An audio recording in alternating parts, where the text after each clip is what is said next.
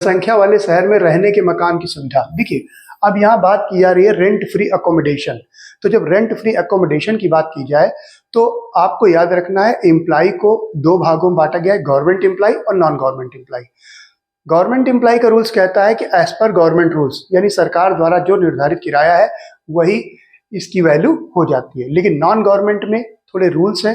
Rules क्या है कि अगर मकान नियोक्ता का है, मतलब एम्प्लॉयर का है, तो रूल्स अलग है। अगर एम्प्लॉयर ने किराए पर लेकर के दिया है तो रूल्स अलग है। तो जब मकान नियोक्ता का होता है तो वहां पे देखा जाता है कि वहां की पॉपुलेशन क्या है। ठीक है, तो पॉपुलेशन में याद रखना है कि 2011 की जनगणना के अनुसार, ठीक है, अगर वहां की पॉपुलेशन अप टू 15 लाख है, यानी 15 लाख से कम है, तो 5% ऑफ सैलरी। ठीक है, और अगर 15 लाख से अधिक और 40 लाख से कम वहां की पॉपुलेशन है तो 7.5% ऑफ सैलरी।